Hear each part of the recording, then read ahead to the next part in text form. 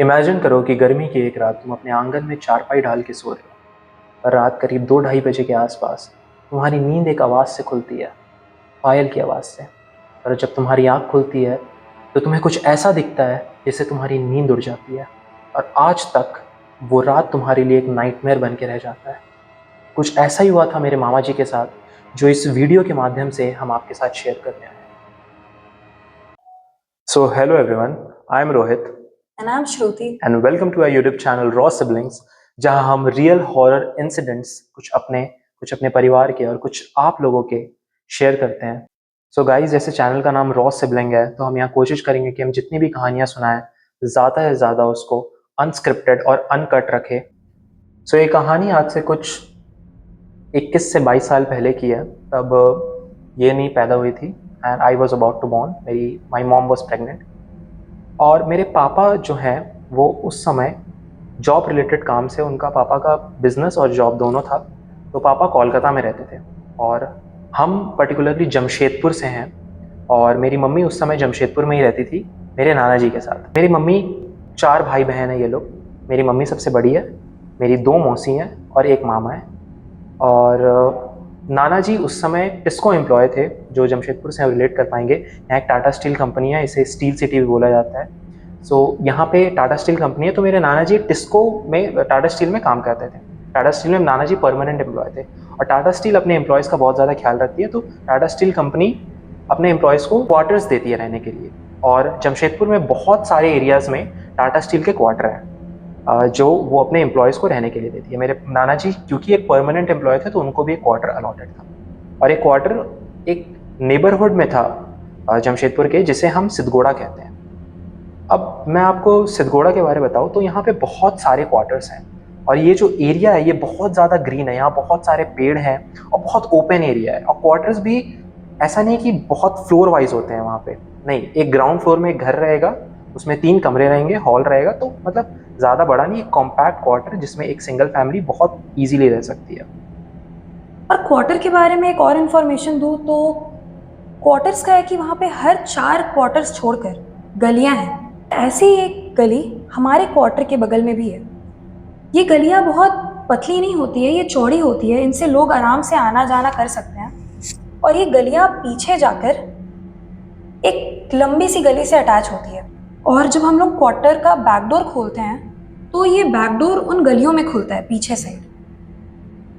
और ये गलियों का बहुत सिग्निफिकेंस आगे स्टोरी में, इसलिए हम लोग यहाँ पे मेंशन कर रहे हैं उस गली को। उस समय मेरे नाना जी को जो क्वार्टर अलॉटेड था उसके बगल में भी एक ऐसी गली थी, ठीक है। और उस समय उस घर में मेरे नाना जी, मेरी नानी, मम्मी जो कि प्रेग्नेंट थी, मेरी एक मौसी और मामा, ये 5 लोग रहते थे, ठीक है। और हमारे क्वार्टर के बगल में, जैसे मैंने बताया, वैसे ही एक गली पार होती थी, ठीक है। हर 4 क्वार्टर छोड़ के गली थी, तो हमारा क्वार्टर एंड में पड़ता था, तो हमारे क्वार्टर के बीच में गली पार होती थी और गली के बगल में एक और क्वार्टर था, ठीक है। वो शायद उस समय खाली था, वो उसमें कोई रहता नहीं था, वो किसी को अलॉट नहीं हुआ था।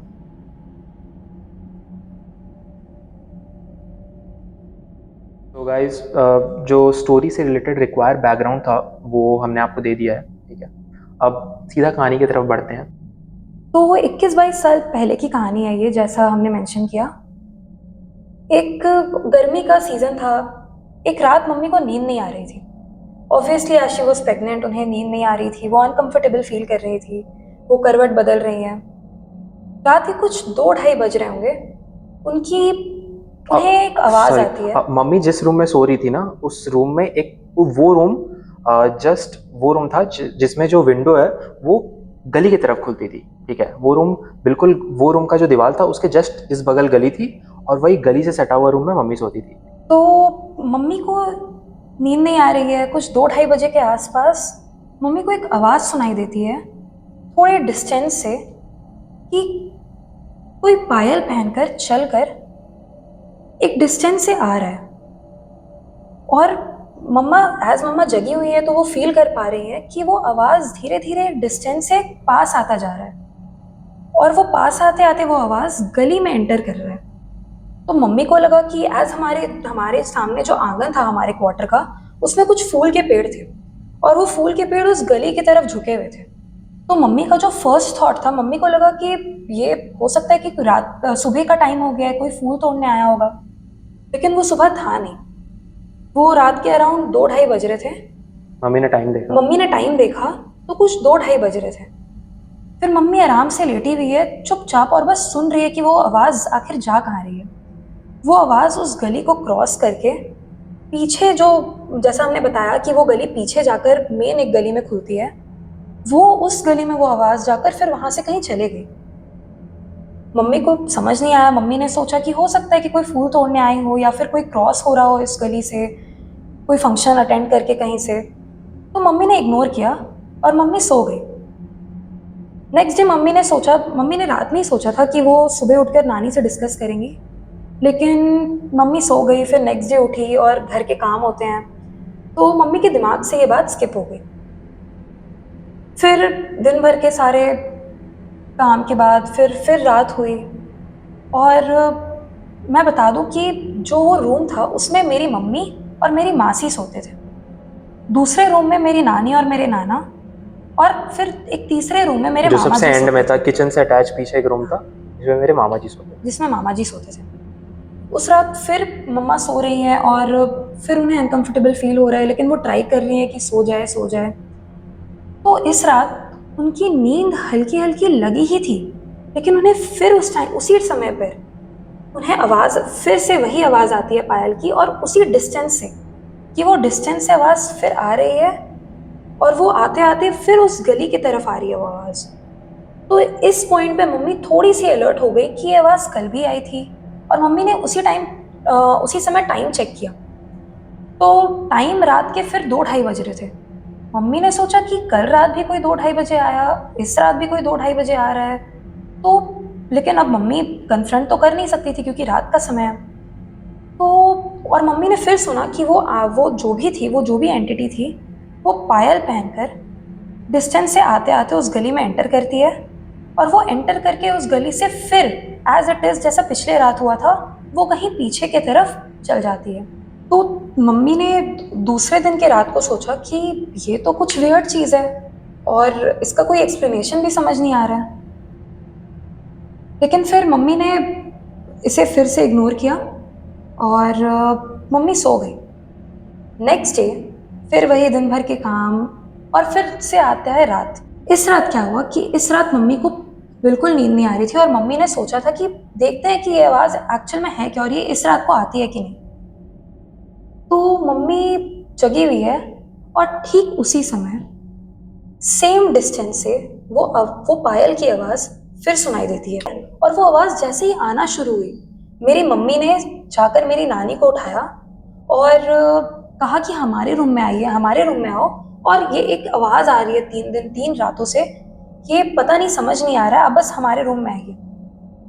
तो नानी आती है मम्मी के रूम में, और नानी को भी उस दिन वो आवाज़ बिल्कुल क्लियरली सुनाई देती है। और इन सब चीज़ों के बीच मेरी मासी भी उठ जाती है ऑब्वियसली, और वो तीनों उस रूम में बैठी हैं, और उन तीनों ने क्लियरली सुना है कि एक डिस्टेंस से वही पायल की आवाज़ आ रही है हमारे गली में, एज इट इज़ जैसा हर दिन होता है। वो आवाज़ एंटर कर रही है हमारे गली में, और फिर वो हमारे गली को क्रॉस करके वो पीछे वो आवाज़ चल जा रही है। जब मेरी मम्मी, मेरी मासी, मेरी नानी ने ये आवाज़ सुनी, तो बस तीनों कुछ बोल नहीं पा रही है, तीनों एक दूसरे को देख रही हैं और कुछ समझ नहीं आ रहा है कि आवाज़ आखिर है क्या। और उस पॉइंट पे मेरी मम्मी ने मेरी नानी को बताया कि ये आवाज़ आज नहीं आई है, ये आवाज़ 3 रातों से कंटिन्यूसली आ रही है और इसी समय पर आती है, और सेम एज इट इज़ एक दूरी से आती है, गली में एंटर करती है और फिर पीछे चले जाती है। तो मेरी नानी ने मेरी मम्मी को बोला कि कुछ आवाज़, मतलब किसी के कुछ बोलने की आवाज़ आती है, कोई कुछ बोलता है, या फिर कोई कुछ भी आवाज़ ऐसे बात करने की। तो मेरी मम्मी ने बोला नहीं नहीं, कुछ भी बात करने की आवाज़ नहीं आती है, बस पायल होता है कि कोई औरत पायल पहनी है और बस यहाँ से क्रॉस करके वो चले जा रही है। मेरी नानी ने बोला ठीक है, रात बहुत हो गई है और प्रेगनेंसी में ये सारी बातें भी बहुत ज़्यादा नहीं करनी चाहिए, ऐसा माना जाता है कि बहुत पॉजिटिव एनवायरनमेंट में रहना चाहिए। तो मेरी नानी ने इस बात को इग्नोर किया और कहा कि हम लोग सुबह बात करते हैं, सुबह आस पड़ोस वालों से पूछेंगे कि क्या सीन है। तो ठीक है, फिर इन्होंने विंडो क्लोज कर लिया और सारे सो गए। सो नेक्स्ट डे सुबह नानी फिर घर के कामों में बिजी हो जाती है, तो ये बात उनके दिमाग से स्लिप हो जाती है कि उन्हें पूछना था अगल बगल। और फोर्थ डे है ये। हम्म। फिर एज इट इज घर के कामों में घर का काम करते करते करते करते रात हो जाती है। और इस रात इस पर्टिकुलर डे को गर्मी बहुत थी, तो सब घर के अंदर सोए थे। मेरे मामा ने डिसाइड किया कि वो आंगन में चारपाई डालकर सोएंगे। अब मामा बिल्कुल क्लूलेस थे इस चीज़ के बारे में, मामा को बिल्कुल नहीं पता था कि कोई पायल की आवाज़ आ रही है। एटलीस्ट इनफैक्ट एक रात पहले ही नानी और मौसी को पता चला है कि पायल की आवाज़ आ रही है। और जैसे मम्मी के दिमाग से, अब मम्मी 3 दिन से उस पायल की आवाज़ को इग्नोर कर रही थी, नानी ने भी इग्नोर किया। अब नानी को लगा कि या तो कोई लेट नाइट फंक्शन से जा रहा होगा। और मेरे मामा जी बिल्कुल क्लूलेस थे इस बात को। उस दिन गर्मी बहुत ज़्यादा थी, इसलिए मामा जी ने डिसाइड किया कि वो रूम में ना सोकर, क्योंकि मामा जी का रूम भी सबसे पीछे था, किचन के बगल वाला रूम था, वहाँ गर्मी और ज़्यादा पड़ती थी, वहाँ का पंखा भी बहुत स्पीड नहीं चलता था। तो मामा ने डिसाइड किया कि मामा, और हाँ, क्वार्टर के आगे एक गार्डन होता है, ठीक है, हमारे क्वार्टर के गार्डन में बहुत सारे फूल के पेड़ थे, और कुछ फूल के पेड़ बाउंड्री की तरफ थे, और वो बाउंड्री के जस्ट उस पार गली थी, ठीक है। और मतलब बहुत अच्छा अच्छा गार्डन था हमारा, बहुत सारे पेड़ थे वहाँ पे, तो ठंड रहती थी वहाँ पे, मतलब नॉर्मली टेम्परेचर वहाँ अच्छा रहता था, सोने लायक रहता था। तो मामा ने डिसाइड किया कि वो आंगन में, गार्डन में, आंगन ही बोलते हैं, आंगन में चारपाई बिछा के सोएंगे। अब नानी ने भी मामा को नहीं रोका, क्योंकि नानी के अकॉर्डिंग कुछ बहुत ज़्यादा सीरियस नहीं था। मम्मी पहले ही सो चुकी थी, मम्मी को पता ही, मम्मी को कोई आइडिया ही नहीं था कि मामा बाहर सो रहे हैं। नहीं तो मम्मी कंसर्न दिखाती कि ऐसा ऐसा मेरे को 3 दिन से आवाज़ आ रहा है, मत सो, ठीक है। पर मम्मी को नहीं पता था, मम्मी पहले ही सो चुकी थी। नानी ने उतना ध्यान दिया नहीं, नानी ने बोला ठीक है, चारपाई बिछा के सो जाओ, कोई दिक्कत नहीं है। और क्योंकि क्वार्टर्स में चोरियाँ बहुत ज़्यादा होती थी, इसलिए नानी ने, अब क्वार्टर का क्या होता है कि सबसे पहले जो हमारा क्वार्टर है उसका जो एक मेन गेट है, ठीक है, मेन गेट है, वो छोटा गेट है, उस कोई फांद के आ सकता है। जैसे मैंने बताया, बाउंड्री करीब 3 फुट की बाउंड्री थी, ठीक है, और उतना ही बड़ा गेट भी था। तो वो पहला गेट है जिससे आप एंटर करोगे तो गार्डन में आओगे। और गार्डन के बाद हमारा जो मेन घर स्टार्ट होता था उसका भी एक गेट था, ठीक है। तो नानी ने क्या किया, जब मामा चारपाई लगा के गार्डन में सोने लगे, तो नानी ने जो सेकंड गेट है उसमें ताला लगा दिया, क्योंकि अगर खुला छोड़ देगी हो सकता है कोई चोर आए, देखे कोई बाहर सो रहा है, घर खाली है, इसलिए घर में घुस जाए, इसलिए नानी ने जो सेकंड गेट है उसमें ताला लगा दिया। तो अब नानी ने ताला लगा दिया और मामा बाहर सो रहे हैं। अब मामा को सोए हुए कुछ 2-3 घंटा हुआ था, वही रात के 2-2:30 बज रहे थे। अब क्योंकि मामा बाहर सो रहे थे, घर का, कमरे का सेफ एनवायरनमेंट नहीं था। अब बाहर सोता है इंसान तो बिल्कुल बिल्कुल ऐसे नहीं सो जाता है कि उठे ही ना, ठीक है, बिल्कुल गहरी नींद में नहीं सो पाता है ऑफकोर्स। तो मामा अंदर से सचेत थे, ठीक है, मामा को एक बार भी गहरी नींद नहीं आई थी, ठीक है। मामा बीच बीच में आँख खुल रहा था मामा का, सो रहे थे, आँख खुल रहा था, सो रहे थे, ऐसे हो रहा था, पूरी रात में एक बार भी गहरी नींद नहीं आई थी। तो 2-2:30 बजे के आसपास मामा का नींद खुला, मतलब आँख खुला, मामा से करवट लेने के लिए आँख खुला मामा का, ठीक है। तो 2-2:30 बजे के आसपास, वही 2 से 3 बजे के आसपास हुआ क्या, मामा को वो पायल का आवाज़ सुनाई दिया। अब मामा क्योंकि बाहर थे, और क्लियरली मामा को पायल का आवाज़ सुनाई दे रहा था कि एक कोई औरत है, वो गली के, अब हमारे क्वार्टर के बगल में गली था, ठीक है। अब और गली भी, हमारा क्वार्टर जो है वो मेन गेट रोड पे खुलता था, और गली भी आके रोड पे खुल जाती थी। तो मामा को सुनाई दिया कि गली के पीछे साइड से, बिल्कुल एंड से, कि कोई ना धीरे धीरे पायल का आवाज़ आना स्टार्ट हुआ मामा को। तो मामा पहले इग्नोर किए, आँख बंद कर ली करवट लेके, ठीक है। पर धीरे धीरे वो पायल का आवाज़ बढ़ते बढ़ते बढ़ते बढ़ते बढ़ते बढ़ते हमारे क्वार्टर की तरफ आने लगा। अब मामा को रियलाइज़ हुआ कि कोई है जो गली में पायल पहन के उन्हीं की तरफ आ रहा है, मतलब क्वार्टर के बगल बगल होते हुए आगे आ रहा है, ठीक है। अब मामा का आँख खुला, मामा उठे, और उठ के अपना गर्दन उठा के ऐसे ही देखने लगे। अभी मामा बैठे नहीं है, उठ के मामा अपना गर्दन उठा के ऐसे देखने लगे चारों तरफ, क्या हो रहा है, गली की तरफ देखने लगे, ठीक है। अब धीरे धीरे पायल का आवाज़ बिल्कुल तेज़ हो गया, और अब मामा को पता है कि कोई है जो पायल पहन के गली में आ रहा है, ठीक है। और अब वो उनके क्वार्टर के पीछे से जस्ट बाउंड्री पे आने वाले, जो कि 3 फुट का बाउंड्री था, तो अगर कोई आएगा बगल से तो बिल्कुल दिखेगा कि कोई है, ठीक है। अब मामा को बिल्कुल रियलाइज़ हो गया कि अब तो कोई आने वाला है, ठीक है। तो धीरे धीरे मामा उठ के बैठ गए कि कौन है देखे। अब मामा ने देखा एक औरत जिसने वाइट सूट पहना है, वो गली से, क्वार्टर के पीछे से, गली से होते हुए आगे आ रही है, ठीक है। और क्योंकि हमारा जो बाउंड्री था, जो गली से सटता था, उसमें बहुत सारे पेड़ थे फूल के, ठीक है। तो बिल्कुल क्लियर तो नहीं दिख रहा है, ठीक है, हो सकता है वो औरत भी मामा को नहीं देख पा रही होगी, पर मामा को बिल्कुल क्लियरली दिख रहा है कि एक औरत है व्हाइट सूट पहने हुए और वो धीरे धीरे पार हो रही है। अब क्योंकि मामा को ऐसा लगा कि कोई औरत हो सकती है जो उनके फूल तोड़ने आई है, तो मामा ने ये सोच के एक बार आवाज़ भी दिया, एक बार आवाज़ दिया, वो नहीं सुनी, दूसरी बार आवाज़ दिया, दूसरी बार भी नहीं सुनी। अब तीसरी बार आवाज़ देने से पहले मामा को क्लिक किया दिमाग में कि ये बहुत रात हो रही है, 2 ढाई बज रहे हैं और ये कौन औरत है। और हाँ, एक और चीज़ जो मामा बताते हैं कि वो औरत नॉर्मल तरीके से नहीं चल रही थी, ठीक है, जैसे नॉर्मल एक औरत चल रही है, ठीक है, वो औरत जैसे चल रही थी ना, वो बहुत ज़्यादा लचक के चल रही थी। ऐसा लग रहा था कि ऐसा होता है ना कि कोई नॉर्मल इंसान चलता है, बिल्कुल एक बोन स्ट्रक्चर रहता है उसका, ठीक है। मामा बताते हैं कि वो जब चल रही थी ना, तो बहुत ज़्यादा लचक रही थी, ऐसा लग रहा था उसके बॉडी का एक-एक जो मसल है, एक-एक बोन है, वो बिल्कुल मूव हो रहा है। बहुत अजीब तरीके से चल रही थी। और दूसरी चीज़ जो मामा बताते हैं उस औरत के बारे में, वो बताते हैं कि बहुत ज़्यादा ल्यूमिनस थी वो। जैसे वो उस रात में भी ऐसा लग रहा था कि वो औरत के अंदर से एक व्हाइट शाइन आ रहा है, कि बिल्कुल हल्का, जो नॉर्मल इंसान से नहीं आएगा। नॉर्मल इंसान अगर रात में चल के पार होगा, तो हो सकता है वो दिखे भी ना, अगर बहुत ज़्यादा अंधेरा है तो।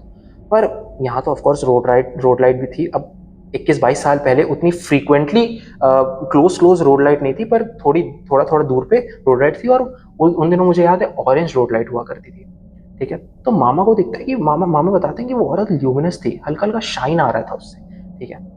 अब तीसरी बार आवाज देने से पहले मामा को दिमाग में क्लिक किया कि रात के 2:30 बज रहे हैं, ये कौन औरत इतनी अजीब तरीके से चलते हुए, और इसके अंदर ये शाइन क्यों आ रहा है। और जैसे ही मामा को ये रियलाइज हुआ, तब तक वो औरत थोड़ा आगे बढ़ चुकी थी, ठीक है। अब जो सबसे इम्पोर्टेंट बात है, मामा बताते हैं कि जैसी वो औरत रोड के पास पहुंची, और जैसी मामा को क्लिक किया तीसरी आवाज़ देने से पहले, और वो औरत अब वो रोड पे आ गई है। मामा बताते हैं कि वो औरत हल्की सी पीछे मुड़ी और हंसी। और वो जो हंसी का आवाज़ है ना, वो औरत बहुत ज़्यादा पास नहीं थी, बहुत ज़्यादा डिस्टेंट थी, पर वो जो हंसी का आवाज़ है ना, वो बिल्कुल, मामा बताते कि ऐसा लगा वो औरत मेरा कान में हंसी, वो वहाँ हंसी, और वो आवाज़ और किसी को नहीं सुनाई दिया होगा। वो ज़ोर से भी नहीं हंसी, ऐसा लगा वो वहाँ हंसी, और वो हंसी का आवाज़ जस्ट मामा को कान में सुनाई दिया। वो औरत ऐसे घूमी और हंसी हल्का सा मामा को देख के। अब ये देख के मामा बिल्कुल कांपने लगे। मामा बताते हैं कि वो इतना ज़्यादा डर गए, इतना ज़्यादा डर आ गया उस औरत को देख के मामा के अंदर, कि मामा बिल्कुल वहाँ से हिल भी नहीं पा रहे थे। मामा हिल भी नहीं पा रहे थे। मामा बताते हैं कि वो बिल्कुल फ्रीज हो गए वहाँ पे। वो आंखें फाड़ फाड़ के उस औरत को देख रहे हैं कि वो पीछे मुड़ के हंस रही है मामा को देख के। और मामा बताते हैं कि उसका चेहरा बिल्कुल क्लियर नहीं दिख रहा था, ऐसे लग रहा था वो घूंघट ली हुई है यहाँ तक, और बिल्कुल ब्लर दिख रहा था उसका चेहरा। मतलब एक इंसान अगर अगर कोई रात में रोड पे है और वहाँ रोड लाइट है, तो एटलीस्ट उस इंसान का चेहरा तो दिखेगा, थोड़े बहुत फीचर्स तो दिखेंगे। पर मामा बताते हैं उस औरत का चेहरा पूरा ब्लर दिख रहा था, कुछ भी नहीं दिख रहा था उसके चेहरे पे, ऐसा लग रहा था कि इसने ब्लर कर दिया उसका चेहरा। अब मामा इतना ज़्यादा डर गए हैं। मामा के देखते ही देखते वो औरत वापस मुड़ी, और मामा के आंख के सामने क्वार्टर के उस पार जो रोड था, क्वार्टर के आगे जो रोड था, उसके उस पार भी बहुत सारे पेड़ थे। एक पेड़ के पीछे जाके गायब हो गई। अब वो गायब हुई कि उस पेड़ के पीछे जाके खड़ा हो गई, मामा को बिल्कुल नहीं पता। पर मामा को 100% श्योर हो गया कि ये कोई नॉर्मल इंसान तो नहीं है, ये कोई ऊपरी चीज़ है, इस दुनिया से परे चीज़ है। और ये सोच के मामा इतना ज़्यादा डर गए, मामा पीछे मुड़े और ज़ोर ज़ोर से जो गेट है जिसे हमारी नानी ने ताला मार दिया था, ज़ोर ज़ोर से उस गेट को बजाने लगे, ठीक है। अब ज़ोर ज़ोर से बजाए तो अब मेरी नानी, मौसी, मम्मी सब उठ गई, ठीक है। नाना का उस समय नाइट शिफ्ट ड्यूटी था, इसलिए नाना रात में थे नहीं। नाना का ड्यूटी रात के 9 बजे से सुबह के 7 बजे तक था, ठीक है। अब इस आवाज़ से नानी उठ गई, ठीक है। नानी ने जल्दी जल्दी गेट खोला। मामा ने बोला कि नानी ने पूछा कि क्या हुआ क्या हुआ। मामा कुछ बता नहीं रहे हैं। मामा ने बोला कुछ नहीं कुछ नहीं कुछ नहीं। नानी ने जब जोर करके पूछा कि क्यों इतना डरे हुए हो, क्यों इतना काँप रहे हो, पसीना पसीना क्यों इतने रात में, ठीक है। तो मामा ने बोला कि ठीक है मैं बताता हूँ। मामा ने सारी बातें बताई कि कैसे उनको एक औरत दिखी, वो थोड़ा आगे गई। मामा ने 2 बार आवाज़ दिया, वो बिल्कुल भी नहीं सुनी। वो थोड़ा आगे गई और देख के उनको हंसी, और आगे जाके एक पेड़ के पीछे गायब हो गई, ठीक है। जब नानी ने ये बात सुना, नानी ने पायल वाली बात सुनी कि मामा ने उनको बताया कि वो औरत पायल पहनी हुई थी और पहले मामा को पायल की आवाज़ आई थी। नानी ने इस बात को पिछले रात के बाद से कनेक्ट किया कि मेरी मम्मी ने भी उनको ये चीज़ पॉइंट आउट करके दिखाया सुनाया था कि एक और कोई तो है जो कि गली से रात में पायल पहन के पार होता है। अब नानी समझ गई, नानी को पता चल गया कि अच्छा ये कोई नॉर्मल चीज़ नहीं, ये पक्का कोई ऊपरी चीज़ है। इसलिए नानी ने मामा को बोला कि तुम सो, ठीक है, कोई दिक्कत नहीं है, तुम सो जाओ। नानी ने मामा को सुला दिया। अब वो वापस अपने रूम में आई और ये सारी बातें मेरी मम्मी और मौसी बैठ के सुन रही थी। अब इन तीनों ने बैठ के डिस्कशन किया। मम्मी ने नानी को बोला कि मैं तुम्हें बोल रही थी कि कुछ दिक्कत है, तुमने तुमने किसी से पूछा नहीं, तुमने किसी से पता नहीं किया। नानी को भी अपनी गलती का रियलाइजेशन हुआ। मेरे मामा का नाम चंचल है, तुमने चंचल को बाहर क्यों सोने दे दिया, जब मैं तुम्हें 3 दिन से बता रही हूँ कि कोई औरत है, कोई चीज़ है, कोई एंटिटी है जो कि पायल पहन के गली से पार हो रही है, पर फिर भी तुमने चंचल को बाहर सोने दिया रात में। तो नानी को अपनी गलती का रियलाइजेशन हुआ। तो तीनों को बिल्कुल पता नहीं था कि वो क्या चीज़ था, पर तीनों को पता था कि कुछ वो बहुत गलत चीज़ है, ठीक है। अब इस चीज़ का कन्फर्मेशन हो गया, ठीक है। अब उस रात वो सारे सो गए, ठीक है, और नानी ने बिल्कुल डिसाइड किया कि कल सुबह होते हुए फर्स्ट टास्क वो जो करेगी वो है अपने आसपास के जितने भी उनकी फ्रेंड्स हैं उनसे पता करेगी कि ये चीज़ क्या है। तो दूसरी सुबह मेरी नानी ने मेरे नाना को ये पूरा इंसिडेंट हुआ रात को वो बताया। और ये इंसिडेंट सुनने के बाद जो सबसे पहला काम मेरे नाना ने किया, वो हाथ में गंगा जल लेके घर के चारों तरफ घूमे, उन्होंने घर को मंत्राया और गंगा जल छीटा। इसके बाद नाना और नानी दोनों निकल गए पता करने की आखिर ये इंसिडेंट हो क्यों रहा है, इसके पीछे कॉज क्या है, वो कौन है जो दिख रही है। तो जस्ट हमारे क्वार्टर के सामने जो क्वार्टर्स थे उसमें से कुछ क्वार्टर में मेरी नानी की फ्रेंड्स रहती थी। वो तो मेरे नाना नानी उस क्वार्टर में गए और उन्होंने बात करना स्टार्ट किया कि कुछ ऐसे ऐसे इंसिडेंट हुआ है, हमें आवाज़ आती थी, फिर कल रात तो मेरे बेटे ने कुछ देखा भी है। तो वो आंटी बताती है कि हमारे घर से 3-4 घर छोड़कर एक पंजाबी आंटी एक क्वार्टर में रहती है और अराउंड वो आंटी की एज 35-40 रही होगी और उनकी डेथ कुछ 20-25 दिन पहले हुई है। और ये जो पायल की आवाज़ है ये उनकी 13वीं के बाद से काफ़ी प्रोमिनेंट है। उस लोकेलिटी में वो पायल की आवाज़ बहुत लोगों को आ रही थी। करीब पिछले 4-5 दिनों से वो आंटी बताती है कि आप पहला इंसिडेंट नहीं है जो आप बता रहे हो कि पायल की आवाज़ आई है। बहुत लोगों को उस लोकेलिटी में पायल की वो जो पूरा नेबरहुड है सिद्धगोड़ा का पर्टिकुलर, अब सिद्धगोड़ा में बहुत सारे क्वार्टर्स हैं, ठीक है, पर्टिकुलरली वो जो क्वार्टर्स का पूरा जो एरिया है वहाँ पे वो पायल की आवाज़ वो बताती है कि पिछले 4-5 दिनों से बहुत ज़्यादा आ रही है, ठीक है। पर वो आंटी बताती है कि 4-5 दिनों से पायल की आवाज़ तो आ रही है, पर किसी ने उस औरत को देखा नहीं था। सबको पता है कि उस औरत की आत्मा जो है वो भटक रही है, पायल की आवाज़ सबको आ रही है, पर किसी ने अभी तक उस औरत को देखा नहीं था। और ये पहली बार है जब किसी ने देखा है और आपके बेटे ने देखा है उसको। ये सुन के बाद वो आंटी बहुत ज़्यादा डर गई, ठीक है। नाना नानी घर आए। नानी ने एक बहुत बोल्ड डिसीजन लिया। नानी ने बिल्कुल रेस्ट्रिक्ट कर दिया 9 बजे के बाद घर से कोई बाहर निकलेगा या फिर घर पे कोई आएगा। नाना का जब नाइट शिफ्ट रहता था तो नाना 9 बजे से पहले ही चले जाते थे ऑफिस, और मामा को लेट नाइट तक अपने दोस्तों के साथ घूमने का आदत था, तो नानी ने वो भी बिल्कुल रेस्ट्रिक्ट कर दिया। नानी ने बोला कि 8 बजे तक सब घर आ जाएंगे और 9 बजे के बाद कोई घर से बाहर नहीं निकलेगा। क्योंकि अब आप इमेजिन करो, ये 20-21 साल पहले की बात है। आज जो सिद्धगोड़ा का पॉपुलेशन होगा वो कंपैरेटिवली उस टाइम से तो ज़्यादा ही होगा। उस टाइम बहुत सारे क्वार्टर्स भी खाली थे, तो बहुत सुनसान एरिया था। रात मैं बोल रहा हूँ 6-7 बजे के बाद आपको रोड में ज़्यादा लोग नहीं दिखेंगे। बहुत स्पूकी एरिया हो जाता था, बहुत सारे पेड़, और दोपहर में भी कैनपी वहाँ का इतना ज़्यादा डेंस है ना कि रोड पे दोपहर में भी अंधेरा अंधेरा लगता था। तो रात में तो और ज़्यादा हो जाता था अंधेरा, बहुत स्पूकी सा माहौल हो जाता था। तो नानी ने बिल्कुल रेस्ट्रिक्ट कर दिया कि 9 बजे के बाद कोई बाहर नहीं निकलेगा, ठीक है। जितने भी विंडो हमारे घर के उस गली की तरफ खुलते थे, नानी ने सबको रात में बंद करके सोने लगे। हमारी नानी बताती है कि उन दिनों वहाँ पे उस औरत का बहुत ज़्यादा उपद्रव बढ़ गया था। हमारे यहाँ उपद्रव वर्ड यूज़ किया जाता है बहुत परेशान करने को। तो उस औरत का उपद्रव वहाँ बहुत ज़्यादा बढ़ गया था। साइटिंग्स होना, आवाज़ आना, पायल की आवाज़ आना, बहुत ही ज़्यादा ये इंसिडेंट बहुत ज़्यादा इंक्रीज़ हो गए थे। बहुत ज़्यादा कॉमन हो गया था। बहुत कॉमन हो गया था। हमारे क्वार्टर के जस्ट डायगनली एक पंजाबी अंकल का क्वार्टर है। हमारी नानी बताती है कि ये इंसिडेंट हुआ था साइटिंग का, जिनके क्वार्टर में कुछ उनका एंटरप्राइज चलता था, टेलर का कुछ बिजनेस था उनका, तो वो एंटरप्राइज चलता था। तो वो अंकल बताते हैं कि ऐसे ही एक रात वो किसी फंक्शन से वापस आ रहे थे और रात का लेट हो गया था, अराउंड 12 साढ़े 12 बज रहा था। तो और हमारे रोड में एंटर करने के लिए हमारा रोड स्ट्रेट जाता है, उसके बाद एक टर्निंग है जिससे फिर आप मेन रोड में जाकर कनेक्ट होते हो। तो वो जो टर्निंग है ना, उस टर्निंग पे एक खाली ज़मीन है जिस पे एज वो अबैंडेंड है, तो उस पे बहुत सारे पेड़ और लंबे लंबे घास उग गए हैं, और उसी ज़मीन पर एक बहुत बड़ा आम का पेड़ था। तो अंकल बताते हैं कि जब वो उस टर्निंग से हमारे रोड में एंटर कर रहे थे तो उन्हें कुछ अजीब सा फील होता है। वो जब उस पेड़ के ऊपर देखते हैं तो उन्हें दिखता है कि एक औरत जो कि वाइट सूट पहनकर उस पेड़ पर बैठी है और अपने पैर को हिला रही है, और बहुत जोर जोर से अपने पैर को हिला रही है। अंकल ने जब उस औरत को देखा तो कुछ रिएक्ट नहीं किया। उन्होंने बस अपनी स्कूटर की स्पीड बढ़ाई और अपने क्वार्टर के आगे जाकर लगा दी, और वो अपने क्वार्टर के अंदर एंटर हो गए।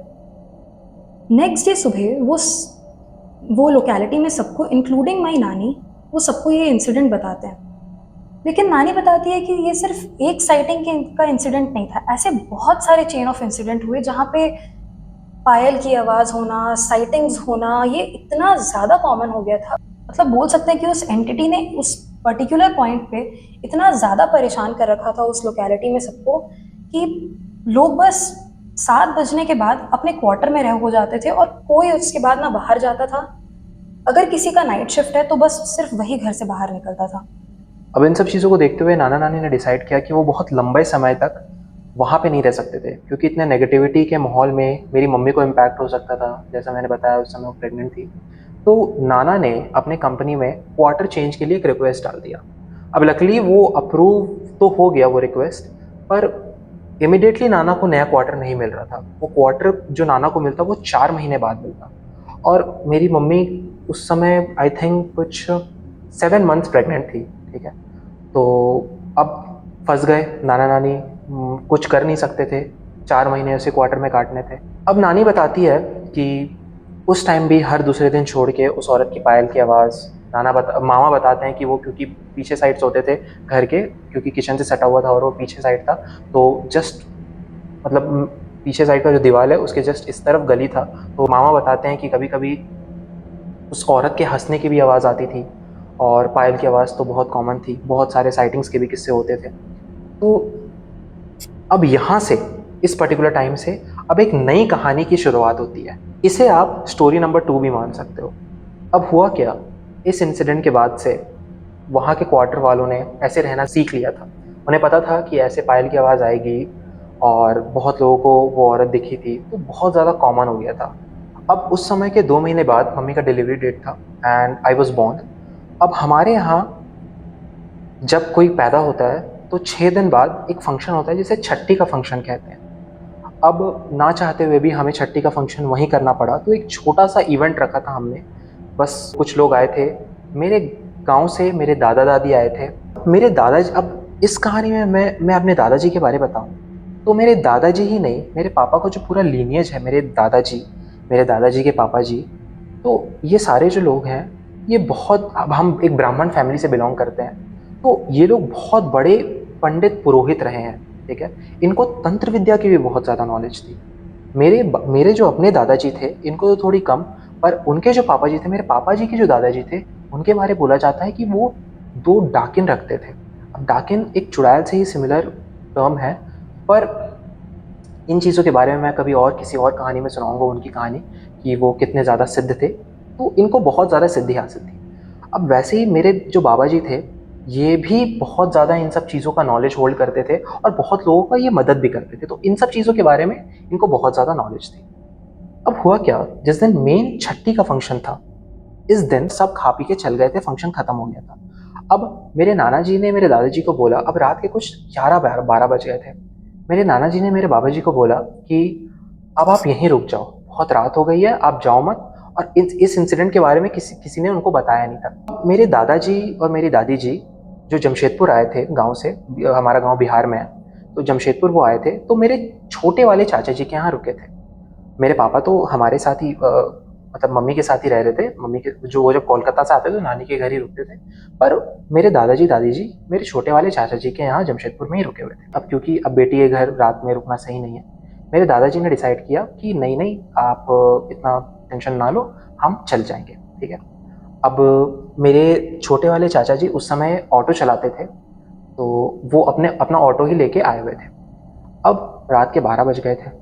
दादाजी ने डिसाइड कर लिया कि अब वो वहाँ से तभी जाएंगे क्योंकि रात को बेटी के घर नहीं रुकना था उनको। तो अब वो निकल गए जाने के लिए। अब मेरे दादाजी, दादी जी, मेरे चाचा जी निकले, ऑटो में बैठे।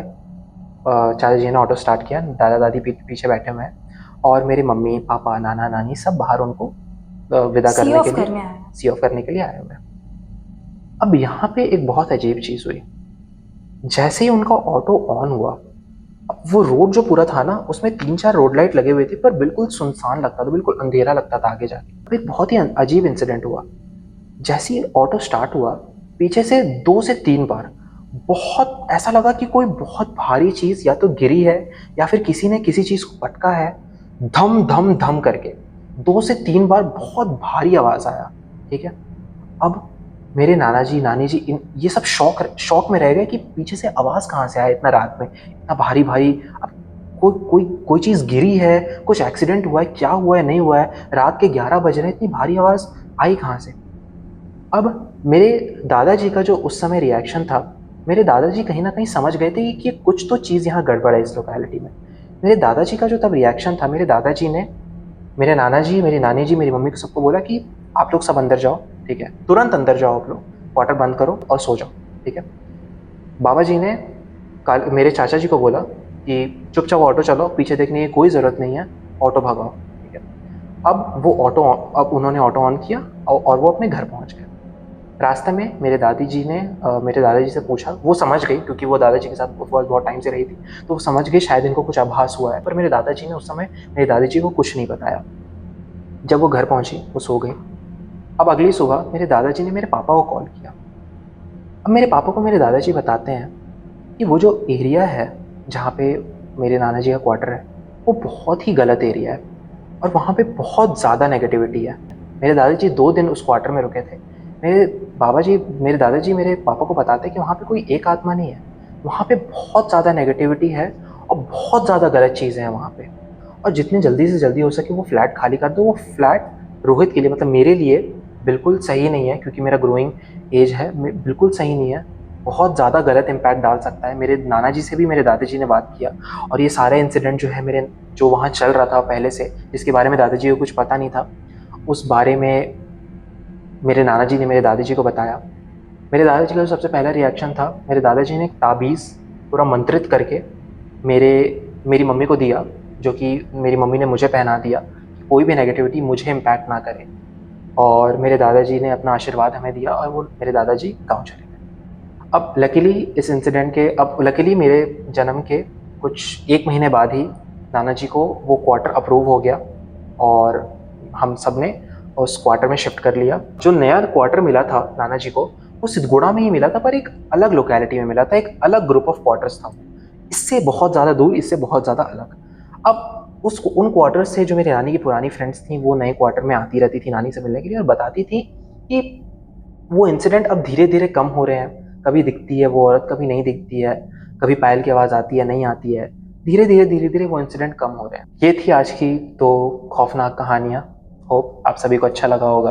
बिल्कुल रॉ, बिल्कुल रियल, जैसा हमें पता था हमने आपको बताया। मुझे पता है हमने बहुत ज़्यादा स्टटर किया है, बहुत ज़्यादा रुके हैं, पर अब जब नॉर्मली कन्वर्सेशन करते हैं और पहला बार हम कैमरा के सामने बैठे हैं, अब नॉर्मली जब कन्वर्सेशन करते हैं तो गलतियाँ होती हैं और हमने कोशिश किया है कि जितना ज़्यादा से ज़्यादा हो सके रॉ रखें, क्योंकि अगर रॉ रखेंगे तभी हम इमोशनली कनेक्ट होकर आपको कहानियाँ सुना पाएंगे। अब अगर उस चीज़ को मैं स्क्रिप्ट पे उतार दूंगा ना, तो मैं 100% इमोशंस नहीं अपना व्यक्त कर पाऊंगा कैमरा के सामने। होप आपको ये दोनों कहानियाँ बहुत पसंद आई होंगी।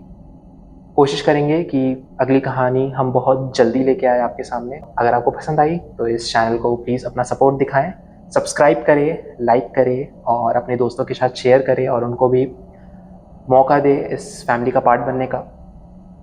And stay tuned till the next video. Thank you.